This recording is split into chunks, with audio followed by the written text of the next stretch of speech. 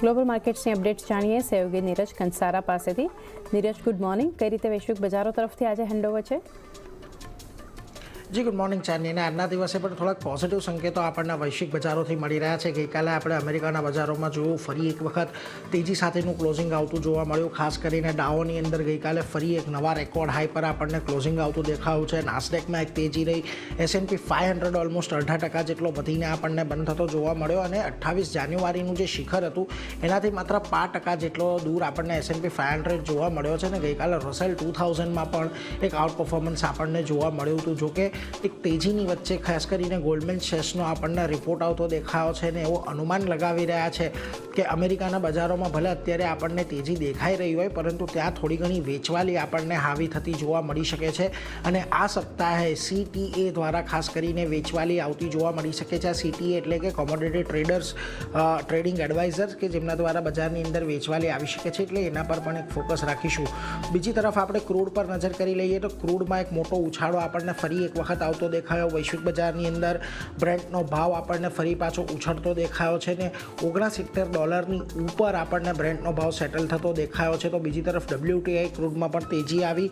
Almost ત્યાં પણ આપણને $64 પારનો કારોબાર ખાસ કરીને જોવા મળ્યો છે. હવે જે પ્રકારે અહીંયાથી આપણને અમેરિકા અને ઈરાન વચ્ચે તણાવની પરિસ્થિતિ વધતી જોવા મળી રહી છે, એને લઈને ક્રૂડના ભાવની અંદર ફરી પાછો વધારો દેખાયો છે. અને 6 ફેબ્રુઆરીએ બંને દેશો વચ્ચે એક બેઠક થઈ છે અને ખાસ કરીને ડીલને લઈને બજારમાં અત્યારે આશંકાઓ યથાવત છે, જેને લઈને ખાસ કરીને એક આ ઉછાળો આવ્યો છે. બીજી તરફ અમેરિકાએ જે અમેરિકાના જહાજો છે એમના માટે પણ એક એડવાઇઝરી બહાર પાડી છે ને એમણે એવું કહ્યું છે કે જે પણ જહાજો પર અમેરિકાના ઝંડાઓ છે તેઓ ઈરાનથી દૂર રહે અને જે હોર્મઝની ખાડી છે ત્યાંથી પણ થોડાક દૂર રહેવાની સલાહ ખાસ કરીને US દ્વારા અહીંયાથી જહાજોને આપવામાં આવી છે. એટલે અહીંયાથી તણાવ વધે એવી એક અપેક્ષા બનતી દેખાઈ રહી છે.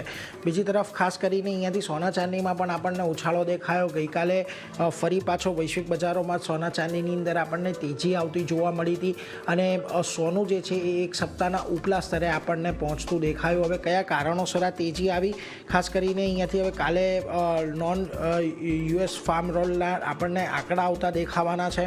એને લઈને એક અહીંયાથી અત્યારે થોડુંક સ્પેક્યુલેશન છે. બીજી તરફ તમને ડોલર બોન્ડ યીલ્ડમાં નરમાશ એક આવતી જોવા મળી, એને કારણે સોના ચાંદીને સપોર્ટ મળ્યો છે. અને બજારને અમેરિકાના આંકડાઓ જે નોન ફાર્મ પેરોલના આવવાના છે એની પણ રાહ છે.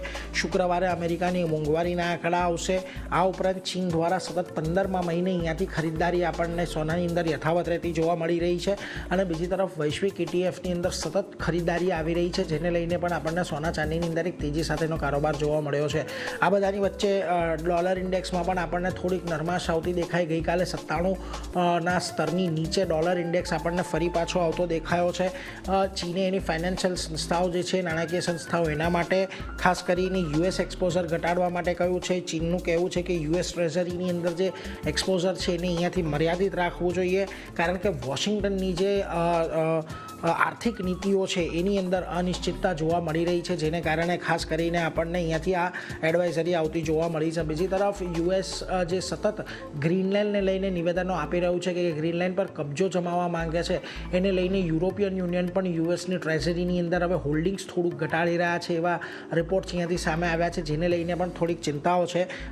બીજી તરફ તમને ગઈકાલે જાપાનની અંદર ખાસ કરીને જે PM તાકાઇચીની એક ઐતિહાસિક જીત આવતી જોવા મળી, એને પગલે તમને યેન પણ એક મજબૂત થતો દેખાયો છે, જેને લઈને પણ ડોલર ઇન્ડેક્સની અંદર આપણને નરમાશ આવતી જોવા મળી. જોકે આ બધાની વચ્ચે આવો આજે એશિયાના બજારો પર ગઈકાલે નિક્કેઈમાં PM તાકાઇચીની જીત બાદ એક મોટો જશ્ન જોવા મળ્યો હતો અને આજે એ ઉજવણી જુઓ યથાવત રહેતી જોવા મળી રહી છે. ઓલમોસ્ટ તમને અહીંયા 2.5% ઉછાળો છે. કોરિયા અને તાઇવાનના બજારો પણ એક તેજી સાથે જ કામકાજ આપણને કરતા દેખાઈ રહ્યા છે. બીજી તરફ હેંગસેંગ અને શાંઘાઈમાં પણ પોઝિટિવિટી છે. એક સ્ટ્રેટ ટાઈમ્સ થોડુંક લાલ નિશાનની અંદર અત્યારે આપણને કામ કરતું દેખાઈ રહ્યું છે. પરંતુ આવો હવે આપણા ગિફ્ટ નિફ્ટીના સંકેતો પર તો જુઓ, ગઈકાલે 25,908 પર ફ્યુચર્સ બંધ થયા. 25,983ના ગિફ્ટ નિફ્ટી સંકેત આપી રહ્યું છે, એટલે 75 પોઈન્ટનો ઉછાળો તો આજના દિવસે આપણે એન્ટિસિપેટ કરી રહ્યા છીએ. પરંતુ મહત્ત્વની વાત, આજે એક્સપાયરી પણ છે, એટલે ખાસ કરીને ધ્યાન રાખવાનું રહેશે કે કયા પ્રકારના ટ્રેડ્સ આવે છે. પરંતુ ઓવરઓલ આજની એક શરૂઆત મજબૂત થાય ચાંદની, એવા તો સંકેતો અત્યારે આપણને વૈશ્વિક બજારથી મળી રહ્યા છે.